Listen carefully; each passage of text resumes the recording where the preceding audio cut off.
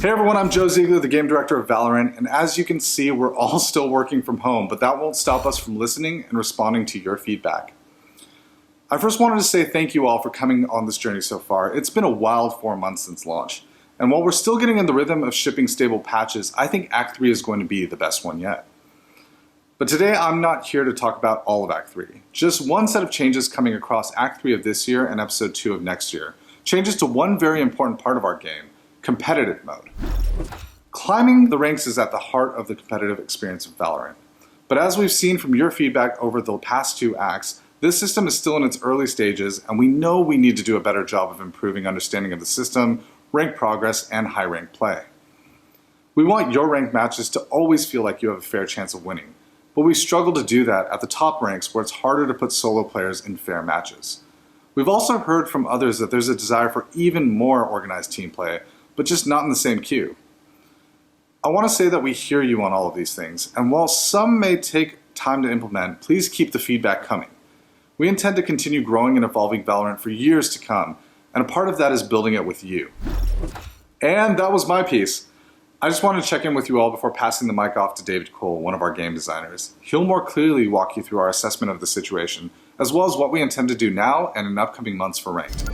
Take it away, D. Cole. Yo, I'm David. I work on Valorant as a game designer, and I'll be steering the ship on our design for competitive going forward.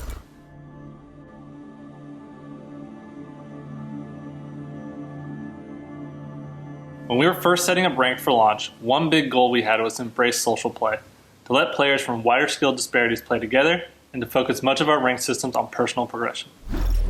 But as we'd heard from your feedback, Ranked is about competition, like chasing a higher rank relative to your peers, or knowing that your rank you've achieved is worth something because everyone's climbing under the same conditions. For us, while the former values of social play are important, they should never come at the cost of your ranked accomplishments.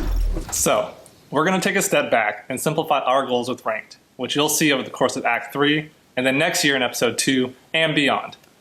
Act 3 is about moving quickly. We want to bring back more competitive integrity to the queue and get you focused on what matters most, winning.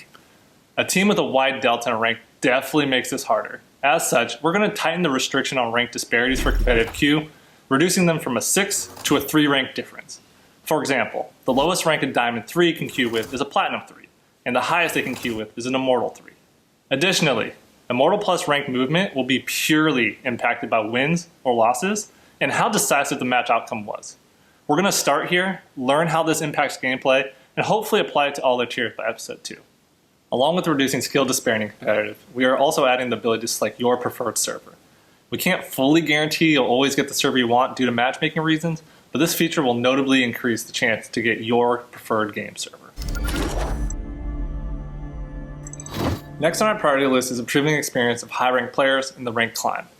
Hopefully some of the changes in Act 3 will address common pain points, but there are extra features already in the works for Episode 2. A few of these include creating a public, region-based leaderboard and a potential restriction on the queue size at Immortal Plus to Solo Duo. These ranks are where the matchmaking pool is very small and therefore harder to reliably make fair matches. We're working on these changes as fast as possible, and we'll have an update when we can share. Currently, we're on track to deliver these changes early next year with the launch of Episode 2. We also know that these changes come with trade-offs.